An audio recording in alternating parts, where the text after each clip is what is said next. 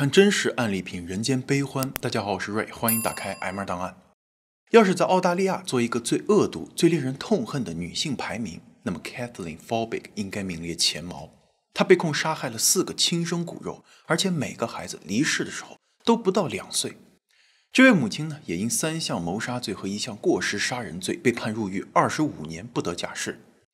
如果说这就是最终的结局，那人们大概也觉得是天理昭然，死不足惜。然而事情最近却迎来了极限反转。2023年的6月5日 Kathleen 被证实从未杀害过任何一个孩子，4个孩子都死于一个惊人的巧合。于是本案就成为了澳大利亚有史以来最冤的冤案之一。Kathleen 在20年后沉冤得雪的消息传遍了整个世界，到头来人们才发现她只是个倒霉到家的可怜女人。Kathleen 从3岁起就在养父母家生活，由于性格不讨喜，她过得并不幸福。养母经常用皮带、鸡毛掸子和木勺打她，而养父的管教更加严格。高中最后1年Kathleen 与养母再次爆发了激烈的冲突。这次她收拾了行李，头也不回地离开了这个家，靠着一份印度餐厅的服务员工作来养活自己。有一天晚上Kathleen 在舞厅跳舞的时候遇到了一个叫 Craig 的男子，他大Kathleen5岁，是当地一家矿业公司的职员，仪表堂堂，风趣幽默，而且似乎很关心 Kathleen。这样的温柔和体贴是 Kathleen 从未体验过的。她发疯似的爱上了 Craig， 两人很快就订婚了。20岁的 Kathleen 正式成为了 Craig 的妻子。1988年 Kathleen 怀孕了，她非常期待着这个小生命的诞生。为此呢，她在怀孕期间更加注重饮食健康，还督促丈夫成功戒烟。10月怀胎，夫妻俩的第一个孩子 Caleb 咕咕坠地。Caleb 出生后不久医生诊断出他患有轻度喉软化症，这是一种在新生儿中常见的呼吸系统疾病，表现为进食的时候偶有呛咳和吸气性的喘鸣。这些症状通常在婴儿出生的2到4周表现出来，但80%以上的婴儿能在2岁左右自行缓解。听到医生这样说，初为人母的 Kathleen 并没有特别担心，然而不幸却突然降临。有天凌晨Kathleen 听到隔壁婴儿房睡觉的儿子似乎有些不对劲儿，她赶紧下床去查看，发现20天大的儿子停止了呼吸。Craig 被妻子的尖叫声吵醒，跑过去看到 Kathleen 崩溃地哭喊着孩子出事了。就这样，他们失去了第一个孩子。医生说Caleb 是死于婴儿猝死综合症，这种事发生的概率很小，属实不幸，但日子终将要继续过下去。7个月后呢 Kathleen 再次怀孕。1990年6月，她又生下了另一个男婴 Patrick。10月的一天晚上， Kathleen 将 Patrick 哄睡了。丈夫 Craig 曾经在10点的时候查看了一次，明明看到儿子睡得很安稳，然而到了夜里3点半左右， Craig 又听到了妻子的尖叫。他冲进 Patrick 房间，看到妻子在哭，而孩子的呼吸已经相当微弱了。他赶紧对 Patrick 进行心肺复苏，直到救护车赶到。随后医生诊断出 Patrick 患有癫痫和失明。虽然这次有惊无险，但是他们的第2个孩子终究还是没能逃过厄运。4个月之后的某一天， Kathleen 打电话给 Craig， 他说又发生了，救护车已经来了。等 Craig 赶到家时， Patrick 已经被送往医院，并在医院被宣布死亡。尸检结果显示， Patrick 是癫痫发作导致急性窒息而死。Patrick 去世后Kathleen 一家就搬家了，他们来到桑顿，一个位于西北部的小镇。1年后呢 Kathleen 又怀孕了。1992年10月，他们迎来了第3个孩子，这次是个女孩，他们给她取名为 Sarah。Sarah 很健康，既没有呼吸疾病，也没有癫痫，一切看起来都十分顺利。然而厄运再次敲响了这家人的门。Sarah 11个月大的时候患上了感冒，一天晚上呢，她显得格外烦躁。夜里1点半左右， Craig 又听到孩子屋里传出了妻子的尖叫。等他跑过去的时候Sarah 在床上已经一动不动，没有了呼吸。而 Sarah 的死也被医生归结于婴儿猝死综合症。Sarah 去世后Kathleen 夫妇不得已又搬家了，他们搬去了北部 Singleton 的小镇，这是一个风景优美的葡萄酒产区。在那里他们度过了平静的2年。1997年8月，他们的第4个孩子出生，还是个女儿，取名为 Laura。 这次呢 Kathleen 格外谨慎，即使医生说 Laura 非常健康，没有任何问题， Kathleen 都在 Laura 出生后几个月的时间里日日夜夜地守护在她身边，监测着她的睡眠和呼吸，生怕她出现任何意外。Laura 在 Catherine 的精心呵护下，健康地度过了1周岁，看似已经躲过了婴儿猝死综合症的高发期。时间一晃，到了 Laura 19个月大的时候，她呢也感冒了。一天中午12点急救中心接到了 Catherine 的求救电话，她说自己的宝贝女儿在睡梦中停止了呼吸。Catherine 在电话中哭泣道：“我已经有3个孩子离开了。”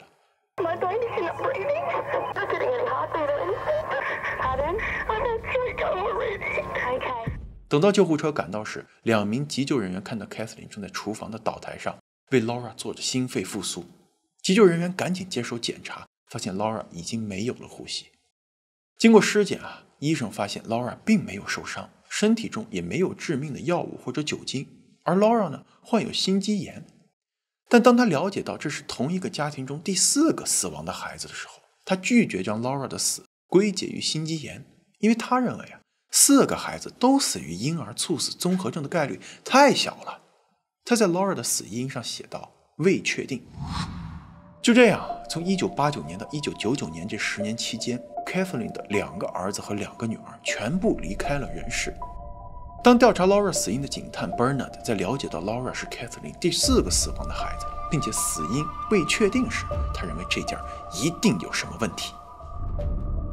于是Bernard 展开了为期2年的连环谋杀调查，主要的怀疑对象就是 Catherine， 因为每次孩子死亡的时候都只有他在现场。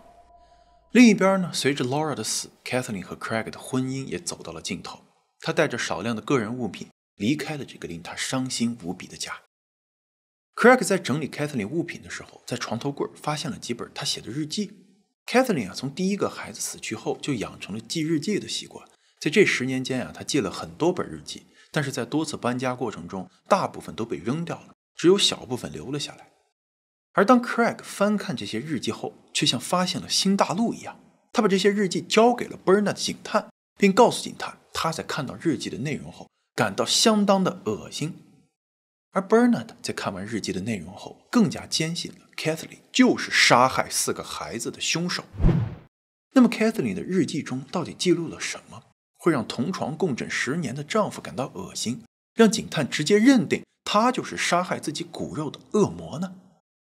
其实在 Catherine 的日记里她主要记录了自己的各类情绪，其中有些情绪呢引起了 Bernard 的怀疑。首先每次新生儿出生的时候， Catherine 都表达出了一种怨恨。她描述丈夫的关注从她身上转移到了孩子身上，她感到自己被抛弃了，就像小时候一样，虽然身在家里，却感觉自己像一个外人。 Catherine 的日记还记录了她的焦虑，她抱怨怀孕生孩子时她的身材走样，而 Craig 不仅不理睬她，还会拿她的身材和体重开玩笑。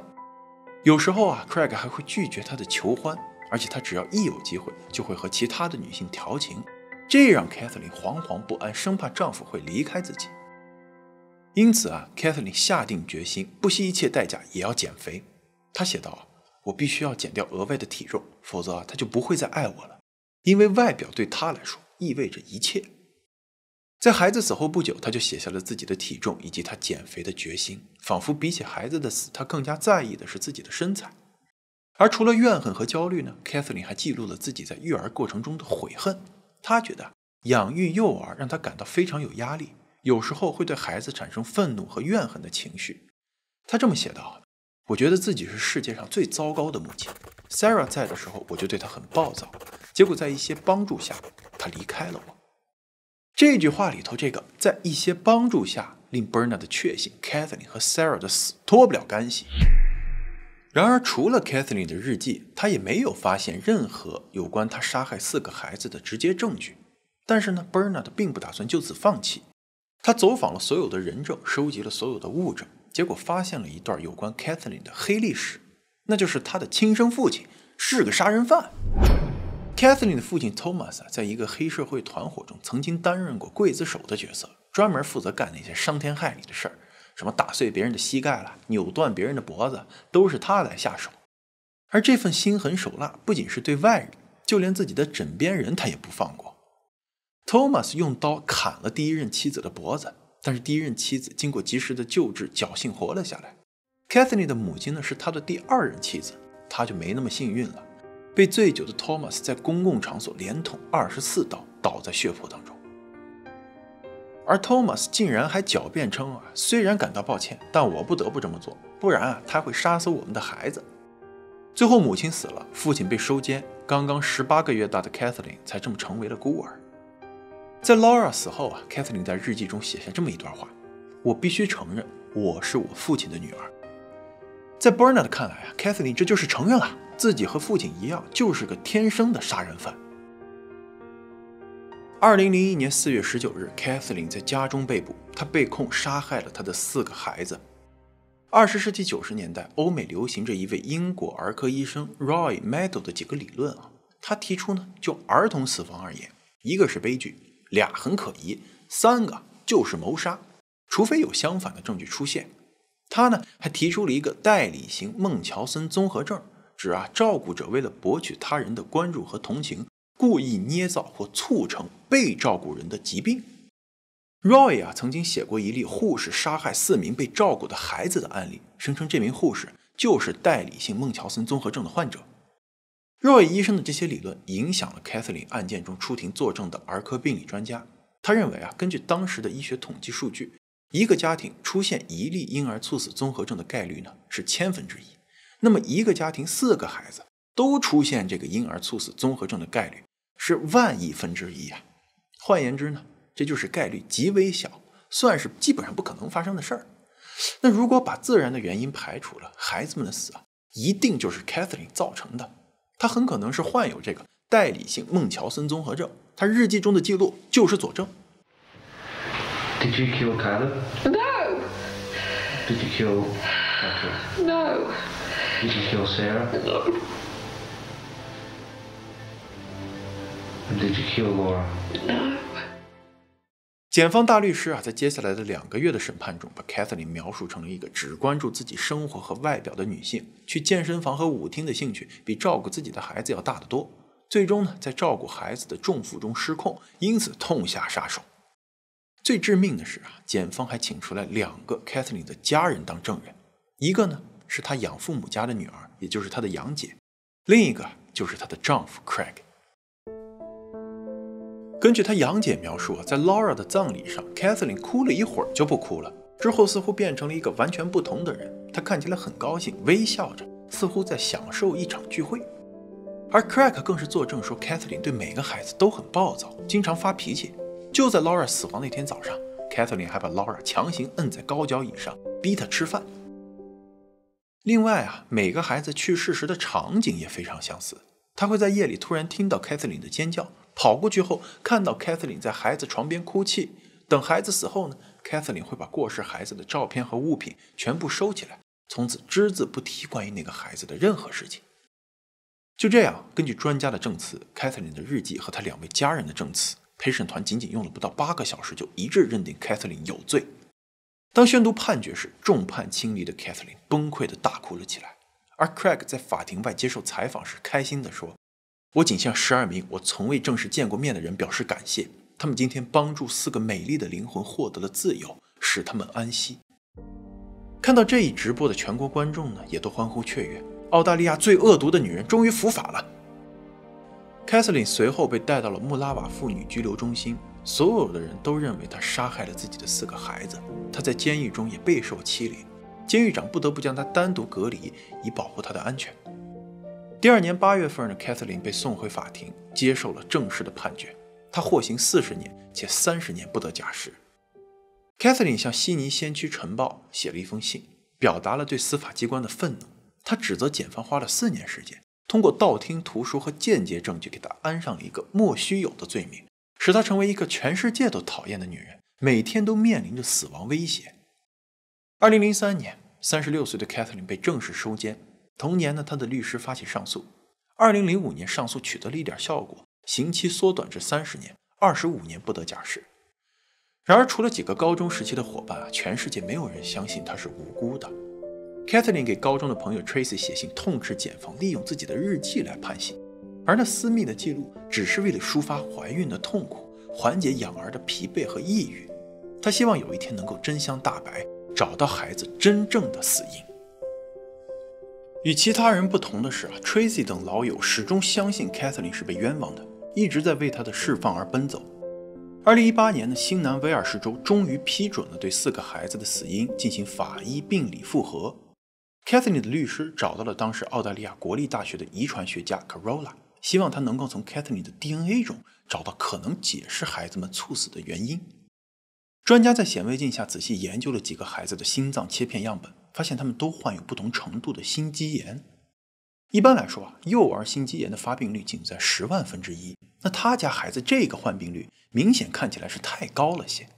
单凭这一点就不能排除有家族遗传病的可能性。于是2019年 Carola 的团队给 Kathleen 及其孩子做了全基因组测序，发现2个女儿都携带着一种极为罕见的基因突变。这种基因名叫 CALM2， 主要功能是生成一种叫做钙条蛋白的物质，用于调节心脏收缩、平衡心率。而如果这个基因出现了缺陷会直接导致婴儿心律失常。要知道本来婴幼儿的心跳频率和波动就会比成年人高很多，普通情况下都会超过每分钟100下，在烦躁哭闹的时候更是会容易冲破每分钟180的大关。如果在这个基础上叠加了心律失常，那么几乎是分分钟就会发生心肌过劳导致猝死。根据警方的报告来看， Kathleen 的2个女儿很可能当时都感冒了，在咳嗽缺氧的环境下也可能进一步加重心脏的负担。不过值得一提的是这个基因突变通常会发生在 X 染色体上，这也是为什么拥有 XX 组合的女性更容易产生，并且会有更大几率遗传给女儿。随着复审调查的进行参与的专家分成了2个团队，一个是 Carola 所在的坎培拉团队，还有一个是悉尼的团队。不过在基因问题是否会对孩子的死亡造成直接影响这个问题上专家们的意见似乎并不一致。主要问题是出在没有发现心肌缺陷的2个儿子同样发生了猝死，而一直携带这个致病基因的 Kathleen 却一直活到了现在，不仅是经历了人生的大起大落，还不断的怀孕生产，但是一颗心脏都还坚挺的跳得好好的。换句话来说就是这个基因问题可能会对孩子的健康造成影响，但是也许并不会像想象的那么严重。不过也有另外一组专家提出了异议。首先他们发现2个儿子身上其实也携带着缺陷基因，有研究表明这可能会增加他们的癫痫和亨特综合症的发病概率。其次心肌有自我修复的功能，只要能够度过危机四伏的童年期，一旦心脏长到了成年人的大小，心跳跟着减缓下来，那么很多人即使是终身携带这种致病基因，也能活得跟常人无异，最多就是老年过后心血管的发病率会略高一点。根据记录Kathleen 在少年时期也的确在一次游泳比赛后出现了昏厥，这很可能是因为她的心脏功能不全而造成的。至于2个男孩身上的基因缺陷是怎么回事，科学家们怀疑这种基因变异有可能是来自于孩子父亲一方的遗传，但是由于 Craig 拒绝提供自己的 DNA， 因此无法证实这么一个理论。换句话来说就是这4个孩子都属于遗传基因抽到了下签儿，把父母2边有可能发生致命病变的缺陷都集齐了。这一系列发现让全世界150位顶级科学家和临床医生联合签署了一份请愿书，督促新南威尔士州政府立即释放 Kathleen。 签署请愿书中有3位是诺贝尔奖的获得者，2位澳大利亚年度人物，可见这份请愿的分量。然而请愿书提交的几周后， Kathleen 依然没有迎来释放的消息。3位澳大利亚的法官驳回了质疑，做出了维持原判的决定。那人们不禁要问了，这明摆的事实为什么这次科学没能打败法律呢？其实这里面除了医学和伦理之间的对立和碰撞还有一个重要原因，就是这个案子实在是太敏感了。如果开了翻案的先河，必然会在全球范围内掀起轩然大波。因为每年都有很多父母因为虐待幼儿而入狱或者失去监护权，而这里面会不会也有蒙冤的存在呢？比如在2007年的美国，一名叫做李安妮2个月大的华裔女婴猝死家中，法医在发现她有颅内出血和头骨骨折之后，立即以虐待儿童的罪名逮捕并起诉了孩子的父母，一对从福建偷渡去美国打工的年轻人。尽管孩子的父母都坚决不承认殴打或者剧烈摇晃过小婴儿，但是控方检察官不仅有法医出庭作证，而且还特别指出李航斌和老婆都来自于一个重男轻女的家庭，暗示他们会刻意的杀害女儿，以求得赶紧下一胎生儿子。可是真的如此吗？后来有专家指出孩子的外公外婆属于近亲结婚，2代人中有7个孩子没有活过1岁。根据基因检测呢，发现他们携带着一种叫做成骨不全症的致病基因，也就是通常咱们说的瓷娃娃综合症。一个拥抱，一次踢被子，甚至是打个喷嚏或者哈哈大笑，都会造成骨折。而李安妮留下的为数不多的几张照片，她的眼白发蓝就是这个遗传病最明显的特征。但是这个案子最后也是科学没能打败法律，孩子的父亲李航斌被重判了15年，并且要求出狱后立即进入遣返程序。如果这次澳洲 Kathleen 的案子能够得到翻案，那就意味着更多像李航斌这样的案子也许会得来一个不同的结果。所以法庭在面对这个决定的时候，自然是更加的偏向于保守。但随着越来越多的人加入到支持 Kathleen 的队伍中，媒体的曝光量越来越大，新南威尔士州总检察长宣布，在2022年5月18日将对 Kathleen 的定罪开启第2次调查。这次调查呢，将分为2次听证会。第一次在22年11月举行，主要讨论了科学家们的基因变异发现。第2次在今年2月举行，重点讨论 Kathleen 日记相关的心理学、精神病学和其他的证据。在第1场听证会上，科学家们举出了另一个所谓10000亿分之一的案例，在一个美国家庭中也发现了 G114W 的基因突变，最终导致该家庭的男孩4岁时候猝死，女孩5岁时也突发心脏病去世。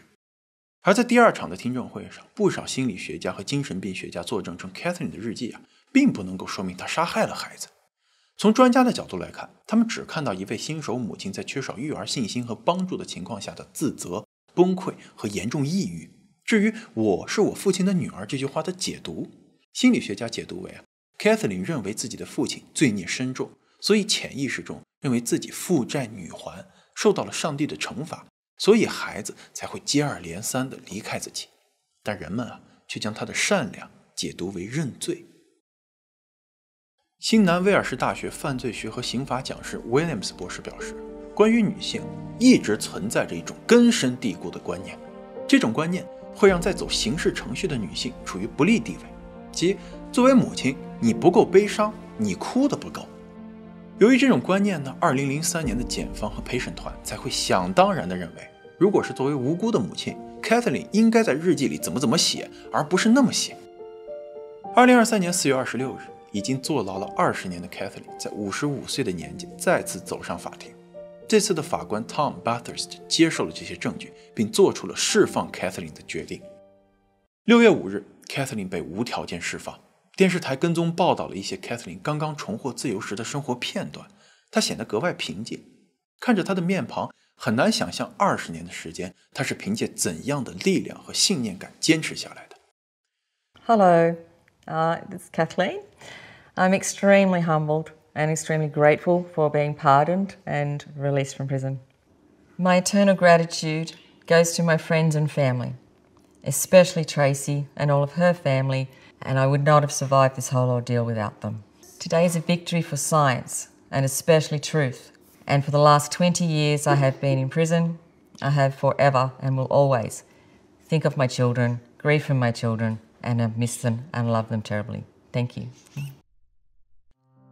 Kathleen 的律师表示他在获得自由后正在考虑下一步，不排除会申请赔偿。